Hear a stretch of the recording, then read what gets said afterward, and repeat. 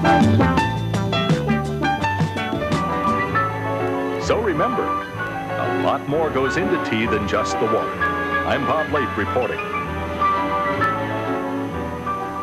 Well, as those tea boxes are riding around right here in the Central Florida area, now you have a chance to ride around some of the most exciting adventures of all time, stock car racing, crashes and roller coasters and all kinds of neat things. And where that is at the Adventure Dome, opening, we hope, today.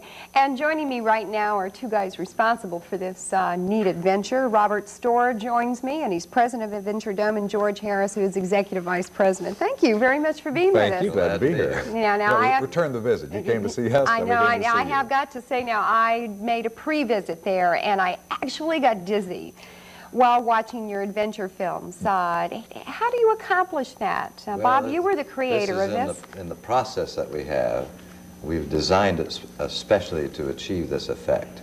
We want to have the people who view the Adventure Dome shows to actually feel like they are doing the things that they see on the screen. And that's what happens.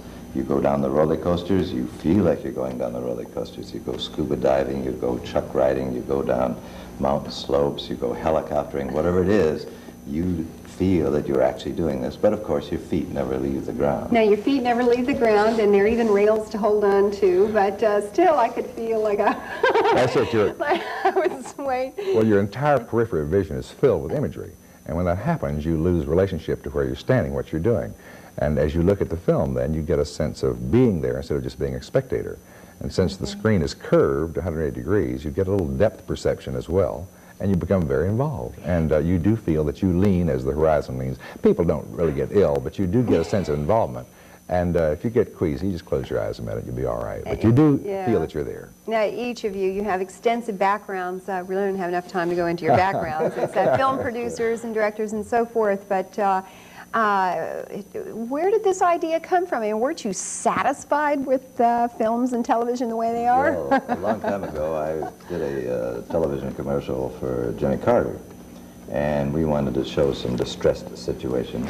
So we used a fisheye lens on the motion picture camera, and it produced such a unique and unusual effect that the governor loved it, and it was very effective. So we followed that concept on down through the technological improvements that have been made and have come up with this process. Basically, it features shooting these subjects with a fisheye lens and showing it with a fisheye lens, great huge lens about this big, and then projecting it on the South's largest motion picture screen, and you get this tremendous effect that goes in and affects the autonomic nervous system of the person, that which makes your eyes blink and your heart beat and your lungs breathe.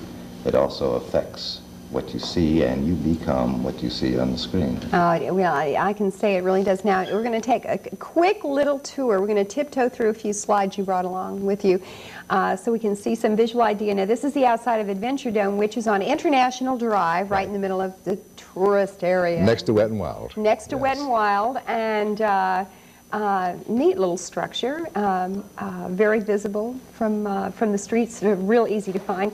And then once we get inside, here is a picture of the camera. This is the 70mm motion picture projector that has been specially designed to create this process. It uses 6-channel soundtracks and produces 360-degree sound that surrounds the audience, adding to the effect, and functions with, again, the huge fisheye lens, which is on the right-hand side of this slide. Okay, what's the response been, George? Excellent. The best thing that's happened is when tour directors come by to take a look at it, we've shown some pre-screenings to them, and these people have seen everything. You'd think they'd be jaded, but when they squeal and Yahoo, we know we've got something there. That screen, incidentally, is 3 stories high. Give you an idea of the height of it. 3 stories high. Now, I was in there. It doesn't feel like it's 3 stories high, but it's 30 feet, so that's the equivalent of 3 stories. Yeah, my golly. Oh, what an experience. Now, right now, you're showing action films. What would a typical film be like for those who haven't had a chance to see it? What are they seeing? Well, right here, they're seeing the chuck wagon races in Calgary up in British Columbia, and that's just one little corner of the huge screen. They actually feel like you were driving the chuck wagons in same film, we show lots of helicopter. We show a dune buggy race over the Georgia clay mountains. We show roller coaster rides in the Mindbender and things of this nature. Yes, well, it is as if you're right there. I mean, when the helicopter was doing this and doing that, I mean, everybody's head was going that way. The Grand Canyon shots are especially spectacular because people never see it from that angle. And you felt that, I'm sure, as you go through the canyon, you feel like an eagle. And we fly through Niagara Falls and over Mount St. Helens right into the heart of the volcano. And you have a sense of presence, and it's a real joy. It is. It really is. And it is a good experience for people of all ages, I would think. You see things you'd never see. Thrilling for young ones, and also I enjoyed it, and I saw other people who were older who also enjoyed it as well, especially the panorama that you were able to show. How do you shoot this? Very carefully. Actually, this takes very, very special cameras and, again, very large lenses, heavy equipment. And since you're filming in that format, it is difficult because that lens sees 180 degrees. Normally, you focus in on something, but when you're shooting a 180-degree lens, you see everything from extreme left to extreme right. So you have to set it up very, very specially. So you have to clean up all the beer cans all the way around. Everything has to be attractive. But I was just thinking while looking at this monitor in the studio, most of us have spent a lot of time looking at 21-inch screens. And we've gotten, I guess, to accept that, even seeing big films on small screens, but seeing giant films is the way of the future, and even theater screens as we have known them are not going to satisfy the public again.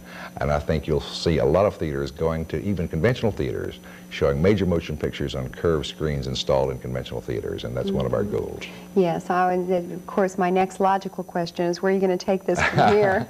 Well, we go to St. Thomas. We'll go to many places in the tropics.